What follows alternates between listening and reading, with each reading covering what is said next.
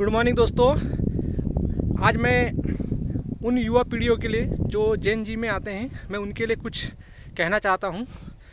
उनके उनके भविष्य के लिए कुछ चीज़ें शेयर करना चाहता हूँ जो एक वैज्ञानिक तौर से और एक हमारे वैदांतिक यानी सनातन धर्म के तहत यानी या उसको बोलना चाहिए स्पिरिचुअली साइंस के आधार पे, यदि दोनों को साथ में लेके चले, अध्यात्म प्लस साइंस यानी वैज्ञानिक दृष्टि और अध्यात्म दोनों यदि साथ साथ चलते हैं, जिसको हमारे उपनिषद हमें बोलते हैं विद्या और अविद्या। तो विद्या और अविद्या मतलब वो होता है जो मटेरियल चीज़ों का ज्ञान होता है, उसको अविद्या कहते हैं हमारे ऋषि मुनि। और विद्या वो कहते हैं जो स्वयं का ज्ञान, मतलब चेतना का ज्ञान कि मैं कौन हूँ, मेरे विचार कहाँ से आते हैं, मेरी भावनाएं कहाँ से आती है, मेरी वृत्ति कहाँ से आती है, मेरे अंदर कर्म कैसे उठते हैं, इस कर्म को करने वाला कौन होता है, अहंकार क्या होता है, प्रकृति क्या होता है, मन क्या होता है, बुद्धि क्या होता है, चित्त क्या होता है, अहंकार क्या होता है, ये शरीर कैसे बनता है, शरीर कैसे काम करता है, शरीर के अंदर कितने ब्रेन्स होते हैं, वो ब्रेन्स क्या करते हैं, मतलब एवरीथिंग्स, मतलब माया क्या होती है, अज्ञान क्या होता है, अविद्या क्या होती है, लोभ क्या होता है, लालच क्या होती है, ईर्ष्या क्या होती है, घृणा क्या होती है, दोष क्या होती है, इट मीन्स सठ रिपु क्या होता है। ये सारी चीज़ें का ज्ञान जो होता है ये हमारा विद्या कहलाती है, जो इसी को हम सेल्फ नॉलेज ही बोलते हैं। इसे हम सेल्फ नॉलेज कहते हैं, क्योंकि हमारी शिक्षा जो प्रारंभिक शिक्षा होती है वो हमारी अविद्या कहलाती है। जब हम स्कूलों में जाते हैं तो हमारे ऋषि मुनि उसे अविद्या कहते हैं। अविद्या मतलब मटेरियल थिंग्स, जो हम संसार के बारे में और जो विषय सब्जेक्ट पढ़ते हैं वो सब अविद्या कहलाती है, क्योंकि वो सब हम अपनी स्थूल इंद्रियों के द्वारा देखते हैं और समझते हैं, उसको हम स्थूल जगत बोलते हैं। तो मैं उन पीढ़ियों के लिए यह संदेश देना चाहता हूँ कि यदि वो अपनी दृष्टि को, अपने ज्ञान को यदि विज्ञान की दृष्टि से और वेदांत की दृष्टि से देखें तो उनके जीवन में एक बहुत ही ज़्यादा मतलब कहना चाहिए अंडरस्टैंडिंग डेवलप होगी, क्योंकि वो साइंस तो पढ़े होते हैं, लेकिन क्या होता है कि जो हमारा एक बचपन से एक मानसिक मॉडल होता है, जो हमारे समाज के द्वारा, हमारे परिवार के द्वारा हमें सिखाया जाता है कि बेटा पढ़ना है, फर्स्ट क्लास आना है और नौकरी लग जाएगी, इनफ, आपको नौकरी मिल गई, हम कंडीशनिंग हो जाते हैं वहाँ पे, उसके आगे हम कुछ नहीं करते। लेकिन दोस्तों हम एक सुपरफिशियली नॉलेज लेके, एक स्मृति का ज्ञान लेके हम पद पोजीशन पा लेते हैं, लेकिन जो उस ज्ञान का जो वास्तविक इम्प्लीमेंटेशन जो हमारे लाइफ में होता है, हम उसको समझ नहीं पाते। तो आज हम इसी को समझने की कोशिश करते हैं कि वेदांत और साइंस। दोस्तों आपको वेदांत मैं बता दूं कि वेदांत क्या होता है। वेदांत भारत का यानी सनातन धर्म का वो उच्चतम दर्शन है, यानी सनातन धर्म यानी मानवता का उच्चतम दर्शन है, जिसको आदि शंकराचार्य ने अद्वैत वेदांत के नाम से दिया है, जिसका इंटरप्रिटेशन किया है, और यही मानवता के लिए सबसे मतलब रिलेवेंट ग्रंथ है, जो बताता है कि मैं कौन हूँ, यानी स्वयं के बारे में। और जैसे आदि शंकराचार्य जी ने कहा कि ये जगत मिथ्या है और ये जो यानी दृश्य और दृष्टा दोनों एक ही है, यानी तो हम समझते हैं कि स्वयं को यानी सेल्फ का नॉलेज देने वाले जो ग्रंथ है वो सबसे उच्चतम ग्रंथ कहलाते हैं हमारे अद्वैत वेदांत, जो भारत की रीढ़ की हड्डी कहना चाहिए, जो पूरे विश्व में उसका प्रचार प्रसार हुआ। स्वामी विवेकानंद ने भी उसका प्रचार प्रसार करने के लिए विदेश गए थे। स्वामी विवेकानंद हो गया, रामकृष्ण परमहंस हो गया, बुद्ध हो गया, महावीर हो गया, गुरु नानक हो गया, कबीर साहब हो गया, रैदास जी हो गए, बाबा बुल्ले शाह हो गया, शेख फरीद हो गया, यानी तमाम मीराबाई हो गए, संत तुकाराम जी हो गए, अभी वर्तमान में रमन महर्षि मतलब जिद्दू कृष्णमूर्ति, ओशो जी हो गए, यानी तमाम लोगों, जितने भी जो हमारे संतवाणी हुई, हमारे जो सदगुरु हुए, आचार्य हुए, जिन्होंने हमें समझाया कि ये सब जो वेदांत की जो दृष्टि है, इन सब का जो पर्सपेक्टिव था वो सब एक ही था, कि मतलब ये जगत को पहचानना, ये संसार को पहचानना और स्वयं को पहचानना कि मैं कौन हूँ। तो आज हम इसी को आगे समझने की कोशिश करते हैं कि वेदांत और आध्यात्मिक कैसे होता है। दोस्तों एक पोस्ट मैंने कहना चाहिए इंस्टाग्राम में भी पोस्ट किया था और व्हाट्सएप के स्टेटस में भी पोस्ट किया था, E=mc², ये इक्विवेलेंट होता है ओम के। तो हम सबसे पहले ये समझते हैं कि ये जो ओम है और E=mc² क्या होता है। तो दोस्तों E=mc² को यदि हम समझ जाते हैं, दोस्तों बहुत ज़्यादा मतलब गहरा प्रश्न नहीं है, हमारे 9वीं का प्रश्न है, 9वीं 10वीं का प्रश्न है, E=mc²। तो सबसे पहले हम E=mc² क्या होता है इसको समझते हैं, क्योंकि दोस्तों मैं इसको समझना इसलिए बोल रहा हूँ क्योंकि हमारा बॉडी जो है वो पदार्थ से बना हुआ है। अब हम समझते हैं आगे इसको। तो E=mc² का मतलब होता है कि ऊर्जा जो होती है, ऊर्जा इक्विवेलेंट टू मास, और c जो होता है वो कांस्टेंट होता है। तो अल्बर्ट आइंस्टीन ने अपने इस ऊर्जा के सिद्धांत से हमें बताया था कि इस ब्रह्मांड में ऊर्जा है और पदार्थ है, यानी ऊर्जा यानी पदार्थ ही ऊर्जा के रूप में परिवर्तित हो जाता है, यानी मास ही ऊर्जा के रूप में कन्वर्ट हो जाता है। तो जो c है वो कांस्टेंट रहता है। तो और c जो होता है यानी c के सापेक्ष, c के उपस्थिति में ही ये पदार्थ गति करता है। तो यानी ये ब्रह्मांड गतिमान है और प्रत्येक पदार्थ अपनी गति करके ऊर्जा में परिवर्तित होता है। तो दोस्तों ये हमारे यानी ऊर्जा और पदार्थ का संबंध हमारे आइंस्टीन की थ्योरी ने हमें दी थी। दोस्तों उसके बाद इसको हम क्लासिकल फिजिक्स भी कहते हैं। तो अब उसके बाद आती है हमारी जो क्वांटम थ्योरीज आती है, वो बताती हमें कि जो यानी क्वांटम ड्युअलिटी जो थ्योरी है वो हमें बताती है कि ऊर्जा हमेशा वेव्स के रूप में काम करती है और पदार्थ पार्टिकल्स के रूप में काम करते हैं। दोस्तों इसको समझना ज़रूरी है। इसकी जो एक प्रासंगिकता है वो हमें आगे जाके समझ आएगी। हमें मानसिक सूक्ष्म विचारों को समझने में इसकी ज़रूरत पड़ेगी, इसलिए मैं आपको ये चीज़ समझने के लिए कह रहा हूँ। तो इस प्रकार से हम अपने ये मतलब जो पार्टिकल्स और वेव्स के आधार पर हम समझ सकते हैं कि जो ऊर्जा जो होती है यानी पदार्थ जो होता है वो कहना चाहिए पदार्थ जो होता है वो पार्टिकल्स के रूप में गति करता है और ऊर्जा जो होती है वो वेव्स के रूप में गति करती है। दोस्तों उसके बाद एक थ्योरी हमारे पास आई जिसको क्वांटम थ्योरी के बोलते हैं, हाइजेनबर्ग की uncertainty principle of the uncertainty, Heisenberg का अनिश्चितता का सिद्धांत। ये हमें बताता है कि जब कोई भी पदार्थ यानी जब कोई भी वेव्स यदि ब्रह्मांड में गति होती रहती है और वो गति हमेशा एक ऊर्जा के रूप में वेव्स के रूप में होती रहती है, तो जब तक हम उसको नहीं देखते तो वो वेव्स के रूप में गति करती है, और जब जैसे ही हम उसे देखने लगते हैं तो वो एक पार्टिकल्स के रूप में बिहेव करने लगती है। यानी कहना चाहिए कि जो ऊर्जा यानी वेव्स और पार्टिकल्स दोनों एक ही होते हैं। आइंस्टीन की थ्योरी ने भी हमें यही बताया कि ऊर्जा यानी पदार्थ ही ऊर्जा के रूप में कन्वर्ट होता है, c कांस्टेंट होता है। और इसमें भी हमें यही बताया जा रहा है कि जो क्वांटम थ्योरी हमें बताई जा रही है कि जो पार्टिकल्स जो होते हैं यानी वेव्स जो होती है वो इस ब्रह्मांड में ट्रेवल्स करते हैं, और वो जब हम उसको देखते हैं तो वो पार्टिकल्स के रूप में अपना बिहेव करने लगती है। इट मीन्स कि जो पार्टिकल्स है वही वेव है और वही वेव है वो पार्टिकल्स है। दोस्तों अब आप सोच सकते हैं कि आप जो जी रहे हैं ये पार्टिकल्स है या वेव है, यू विल डिसाइड। तो ये थ्योरी हमें बताती है। दोस्तों अब इस थ्योरी का हमारे जीवन से क्या संबंध है, अब हम इसको समझने की कोशिश करते हैं। तो दोस्तों हमारा शरीर है, ये शरीर पदार्थ है, और पदार्थ मतलब हर पदार्थ के अपने प्रॉपर्टीज़ होती है। तो जैसे हमारा वेदांत दर्शन हमें सिखाता है, वेदांत में भी जो हमें सांख्य दर्शन जो सिखाता है ऋषि कपिल का, कि ये प्रकृति जो है ये त्रिगुणात्मक प्रकृति है, जिसको उन्होंने तमो रजो सतो गुण में के आधार पे हमें समझाया।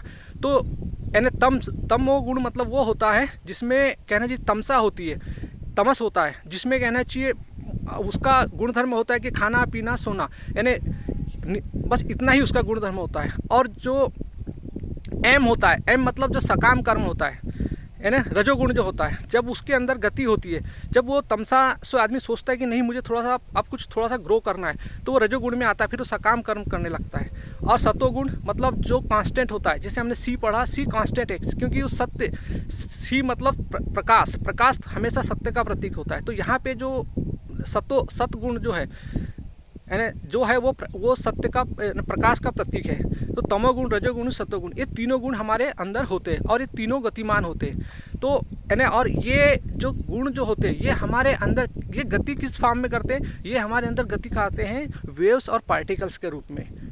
दोस्तों ये हमेशा वेव्स और पार्टिकल्स के रूप में गति करते हैं। अब इसको हम समझते हैं कि वेव्स और पार्टिकल्स के रूप में कैसे गति करते हैं। दोस्तों हमारे अंदर एक ब्रेन होता है, इमोशनल ब्रेन। आपने देखा होगा ये शरीर है, शरीर में ये तीनों गुण हमारे इस पदार्थ के अंदर है। जैसे हर पदार्थ होते हैं सबकी अपनी अपनी प्रॉपर्टीज़ होती है, उसके आधार पे वो अपने अपनी क्रियाएं करती है।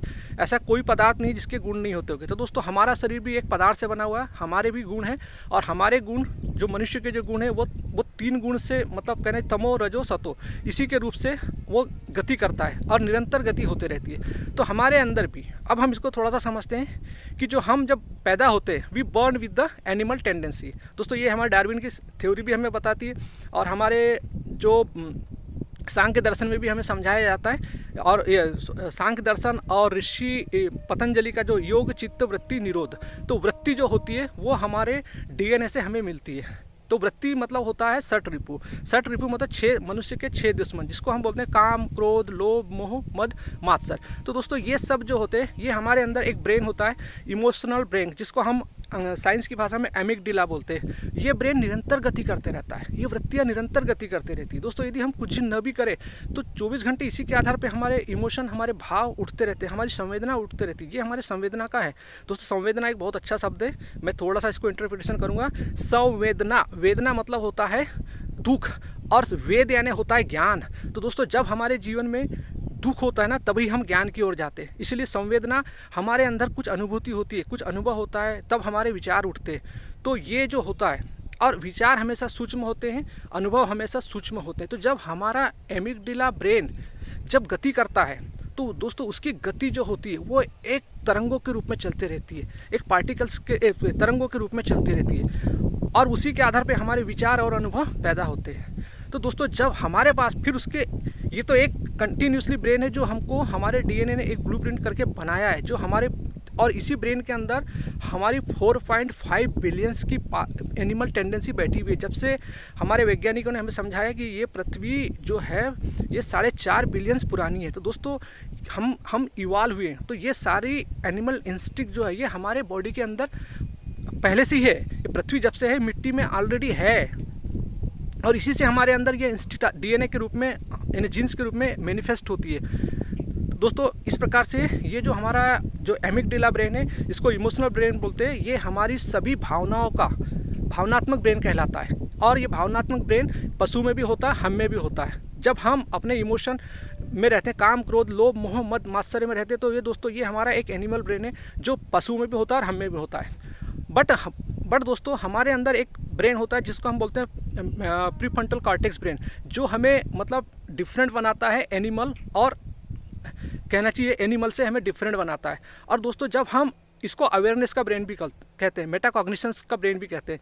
दोस्तों जब हम इस ब्रेन पे अवेयर हो जाते हैं तो हम अपने अंदर जो वेव्स के रूप में जो हमारा एमिगडाला भावनात्मक नदी बहते रहती है। दोस्तों आपने देखा होगा नदी कैसे बहती रहती है। आप नदी के किनारे खड़े हो जाइए तो आप देखिए निरंतर लहरें उठ रही है, बैठ रही है, उठ रही है, बैठ रही है, यानी वहाँ एक गति है, लेकिन कोई लहरें अपने आप को नहीं बोलती मैं करके, यानी एक प्रवाह है। तो वैसे ही हमारे अंदर जो हमारा ब्रेन है एमिगडाला, एक वो वृत्तियों का प्रभाव है। दोस्तों जब हम बैठे रहते हैं हमें पता ही नहीं चलता है कब हमें लोभ आता है, क्रोध आता है, ईर्ष्या आती है, घृणा आती है, द्वेष आता है, लालच आता है, हमारे अंदर पता नहीं क्या क्या चीज़ें उठते रहती है। दोस्तों वो सोर्स होता है हमारा एमिगडाला ब्रेन, इमोशनल ब्रेन। और इसी के कारण हम निरंतर हमारी बॉडी का इम्यूनिटी पावर घटते रहता है, क्योंकि हमारे अंदर कुछ प्रीजुडिस यानी पूर्वाग्रह रहते हैं, मान्यता रहती है, परंपरा, कल्पना हमारे माइंड में रहती है, और वो उससे भी हमारी ये उठती है। हमारी ज्ञानेंद्रिया जो संसार से जो मटेरियल इकट्ठा करती है, उसके आधार पे भी हमारे अंदर जो भाव उठते हैं, उसके आधार पे भी कहना चाहिए हमारा एमिगडाला ब्रेन गति करता है। तो दोस्तों कहने का मतलब ये है कि जब हम अपने प्रीफ्रंटल कॉर्टेक्स ब्रेन पे अवेयर रहते तब हम अपने अंदर उसको समझ सकते हैं, जो कहना चाहिए जो हमारा एमिगडाला का ब्रेन है। तो दोस्तों इस आधार पे जो हमारा एमिगडाला हमेशा एक वेव्स के रूप में गति करता है। यदि हम उसको प्रीफ्रंटल कॉर्टेक्स ब्रेन पर रह के देखें तो वो एक पार्टिकल्स के रूप में गति करता है, एक गति करने लगता है ना तथ्यात्मक रूप से। तो उस तथ्य को हम समझ सकते हैं, इसीलिए हम बुद्धि के आधार पर तर्क कर सकते हैं। इस प्रकृति यानी जो वस्तु विषय जो रहते हैं इसको तथ्यात्मक है और इस तथ्य को हम समझ सकते हैं। लेकिन ये it is possible when we will remain in the prefrontal cortex brain. जब हम प्रीफ्रंटल कॉर्टेक्स ब्रेन में रहते हैं दोस्तों तभी इसको समझ सकते हैं। तो दोस्तों ये हमने समझा कि हमारे जो ब्रेन की जो हमारे अंदर जो पार्टिकल्स और वेव्स कैसे काम करते हैं। तो दोस्तों इसी प्रकार से हमारे अंदर कहना चाहिए जो E=mc² जो है, तो ऊर्जा और पदार्थ, E मतलब होता है ऊर्जा, M मतलब मास और C मतलब कांस्टेंट। अब दोस्तों हमने इसको समझा कि जो पदार्थ यानी वेव्स और पार्टिकल्स दोनों एक ही है, यानी एक ही है, दोनों में कोई अंतर नहीं है, यानी जो मटेरियल होता है वही पदार्थ बन जाता है। दोस्तों इसको और संक्षेप में समझे तो आप देखिएगा कि जैसे हम बाहर से कोई भी पदार्थ खाते हैं, शरीर यानी जो हमारा जो स्थूल शरीर बनता है, जो पदार्थ से बनता है वो पदार्थ हमारे अंदर आता है, हम उसको दाल चावल सब्जी रोटी फल जो भी चीज़ खाते हैं वो हमारे अंदर आता है, वो हमारी एनर्जी में प्रोडक्ट होता है, और वही फिर वो पदार्थ जो होता है, वो मटेरियल जो होता है वो एनर्जी के रूप में कन्वर्ट होता है और हमारी जीवन की गतिक्रिया चलते रहती है। और दोस्तों हम जो भी खाते हैं वो हमारे आंतों की इंटेस्टाइन में इकट्ठा होते हैं, और वहीं से हमारे सारे जो रिसेप्टर होते हैं, रिसेप्टर के आधार पे हमारी जितनी भी जो आर्गन्स होती है उनको वो सब आर्गन्स में विटामिन का डिवाइडेशन होता है। जैसे बाज़ार में हम जाते हैं और हमें जो सब्जियों की आवश्यकता होती है हम उन सब्जियों को इकट्ठा करके खरीद लेते हैं, हम सभी सब्जियां नहीं खरीदते। तो वैसे ही हमारे अंदर भी सब जो भी हम खाते हैं, सेब की ज़रूरत कहाँ है, चावल की ज़रूरत कहाँ है, कार्बोहाइड्रेट की ज़रूरत कहाँ है, हम सब इसको वो ऑटोमेटिक प्रकृति माने उसको बनाया है, डिजाइन किया है, उसके आधार पे दोस्तों वो चीज़ें अपने आप चले जाती है। दोस्तों अब हम कहना चाहते हैं, हमारे पास हमने एक पहलू वैज्ञानिक दृष्टि से समझा कि जो पार्टिकल्स है और जो वेव्स है वो दोनों एक ही है। ये हमें क्वांटम मैकेनिज्म ने क्वांटम ड्यूअलिटी ने भी बताया, और हमें हाइजेनबर्ग की अनसर्टेनिटी प्रिंसिपल ने भी हमें समझाया है। दोस्तों अब हम समझते हैं कि ओम क्या होता है। दोस्तों सबसे पहले बता दूं, ओम परमात्मा का नाम होता है, ओम सत्य का नाम होता है। ओम 3 अक्षरों से मिलकर बना है, अ उ म। तो अ उ म जो होता है ये हमारे अंदर एक जीव होता है जिसको हम अहंकार कहते हैं। दोस्तों अहंकार एक ऐसा तत्व है प्रकृति का, जब हम सांख्य योग पढ़ेंगे तब हम उसको समझेंगे कि पर इतना अभी आप समझिए कि प्रकृति में जो 24 तत्व होते हैं, 24 तत्वों में से 5 ज्ञानेंद्रिया, 5 कर्मेंद्रिया और ज्ञानेंद्रिया के ऑब्जेक्ट 5 यानी 15, और जो 5 हमारे मूल फंडामेंटल एलिमेंट होते हैं, जल अग्नि पृथ्वी आकाश वायु, ये 24 तत्व होते हैं, प्लस जो एक इंट्यूशन पार्ट होता है मन बुद्धि चित्त अहंकार। तो अहंकार एक एलिमेंट है प्रकृति का। और दोस्तों जब मैं प्रकृति बोलता हूँ तो प्रकृति को आप हमेशा समझिएगा तमोगुण रजोगुण सत्वगुण, और इन्हीं के आधार पर प्रकृति को समझा जाता है। सांख्य योग भी हमें यही समझाता है, ऋषि कपिल का। दोस्तों तो इसके आधार पर ये जो प्रकृति के तीनों गुण इसी E=mc² में समाये हुए हैं। और उसी प्रकार से जो जीव होता है इसकी 3 अवस्था होती है, जागृत अवस्था, स्वप्न अवस्था एंड सुसुप्ति अवस्था। जब हम जागते रहते हैं तो हमारी जागृत अवस्था होती है, जब हम सोते हैं जागृत अवस्था में हमारी सारी इंद्रियां सक्रिय होती है, हमारी कर्मेंद्रिय action organ senses organ both are the active in the बाहरी जगत में एक्टिव रहती है। दोस्तों जब सो जाते हैं तो हमारी मन एक्टिव होता है, स्मृति एक्टिव होती है, और जब हम सुसुप्ति में जाते हैं तब हम सब कुछ ये हो जाते हैं, लेकिन हमारे अंदर जो वो सी जो होता है, जो सत्य का प्रकाश होता है वो हमेशा ये रहता है, यानी जो अहम वृत्ति जो रहती है वो हमेशा रहती है। तो उसी के कारण हमें एहसास होता है कि हमें गहरी निद्रा आई। तो दोस्तों इस प्रकार से यानी जो जीव अहंकार जो होता है ये उसके तीनों गुण भी ओम में समाये हुए हैं, और उसकी तीनों अवस्था जो होती है वो तीनों अवस्था भी उसी में समाई हुई। तो दोस्तों हम जब अवस्था बोलते हैं, एक चतुर्थ अवस्था भी होती है तुरिया, पर वो कोई अवस्था नहीं है, वो एक मतलब ओम का जब हम अ उ म बोलते हैं उसके अंदर जो इंटर करते हैं तो दैट इज़ द तुर्य। तो इस प्रकार से हमने ओम को समझा। ओम परमात्मा का नाम है, और ये तीनों ये जीव की जो ये जगत जो है ये परमात्मा के अंदर समाया हुआ है। तो दोस्तों जब हम ओम बोलते हैं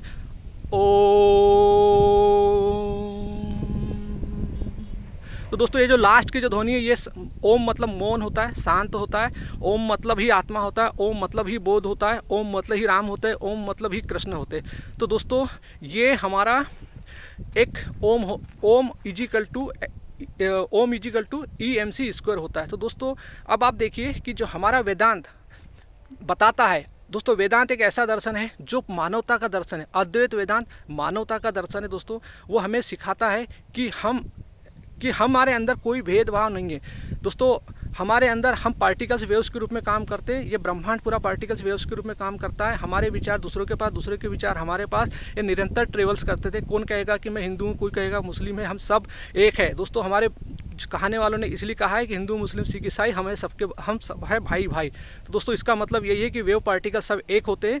वेदांत दर्शन और विज्ञान की थ्योरी भी हमें ये चीज़ सिद्ध कर चुकी है। आई थिंक दोस्तों यदि आपको ये वीडियो अच्छा लगा तो इसको शेयर कीजिए, और मैं उन युवा पीढ़ियों से कहना चाहता हूँ कि अपनी दृष्टि को एक वैज्ञानिक दृष्टि बनाइए, ताकि आपके अंदर के जो कन्फ्यूज़न है वो दूर हो। अंधविश्वास, पाखंड, हिपोक्रेसी, इन सब चीज़ों से बचो। कथाकथित बाबाओं से बचो, जो बहुत सारे लोग आजकल टीवी में प्रचार कर रहे हैं। दोस्तों, एक वैज्ञानिक दृष्टि से रखिए, समझिए, आप विचार के प्राणी बनिए। थैंक यू दोस्तों, हैव ए नाइस डे।